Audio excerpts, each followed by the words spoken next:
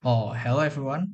Good afternoon. Our topic today is perception versus experiment in conversational AI. We'll talk about security and privacy in AI, especially chatbot interaction. My name is Wilson, and today with me is Wayne. This is our research from Bina Nusantara University, presented at the EECSI conference. Let's start with a simple idea.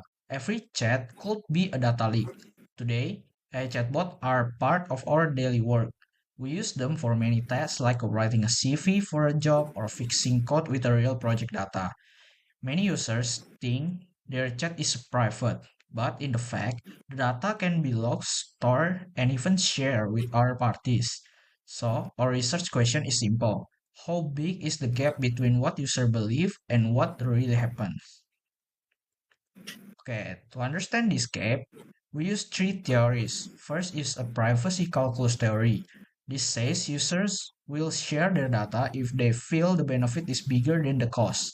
Second is trust theory. This says people share data because they just trust the system even without understanding how it works. Third is information disclosure theory. This says a chat format like a back and forth conversation makes users feel relaxed so they share more than they should. Okay, now where does our study fit? There are two common type of research.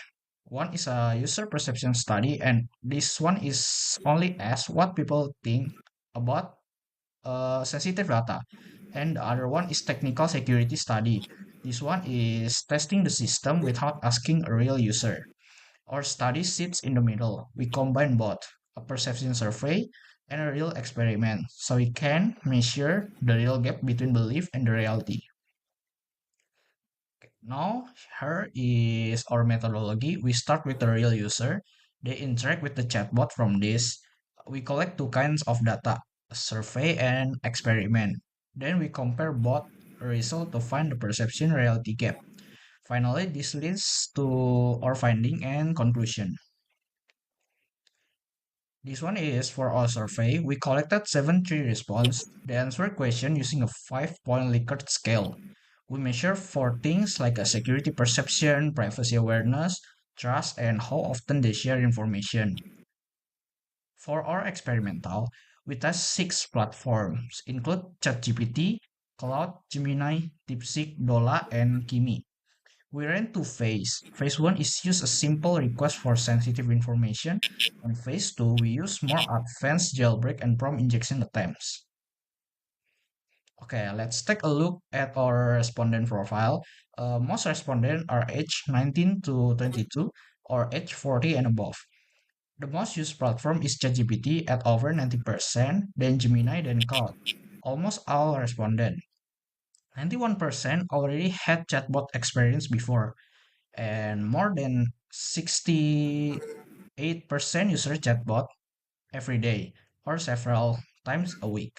Now I will hand it over to my partner to continue with our results. Okay, thank you, Wilson. Now let's look at user perception of data security. Most users understand what sensitive data means. They believe chatbots keep logs of their chat. They also suspect there are security gaps, but very few actually read the privacy policy. Even so, 64.3% keep using chatbots despite the risk, and 60.3% believe the benefit is bigger than the risk. Okay, so this is the most important things. Our security test result across 6 platforms. We tested 3 things: password request, email request, and jailbreak or repeated prompting. For password, all 6 platforms rejected the request.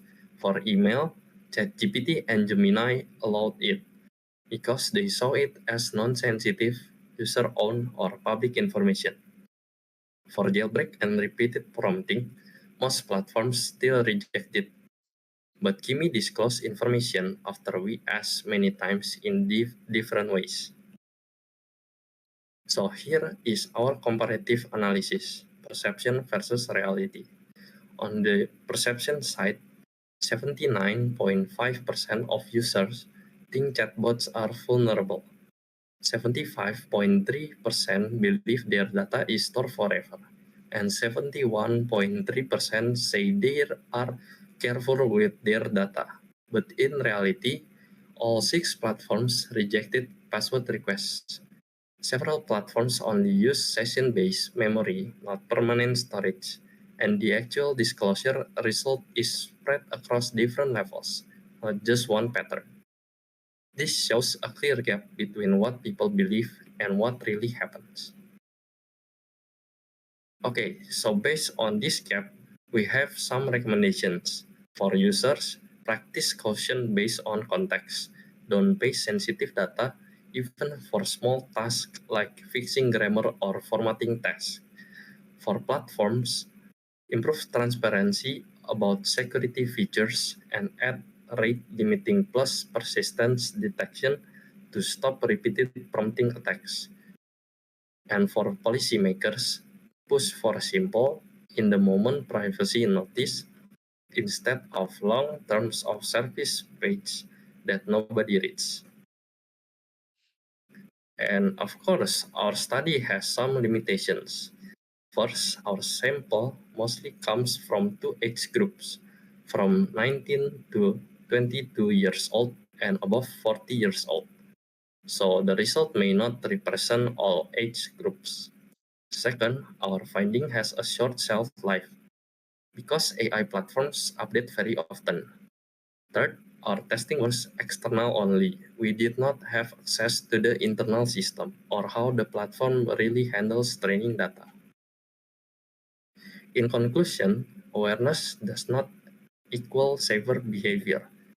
79.5% of users perceive a risk, but 6 out of 6 platforms still protected basic credentials like passwords. So, closing this gap needs 2 things together: user education and platform transparency. Okay, thank you for listening. That's all from us. You can scan this QR code to read our full research paper.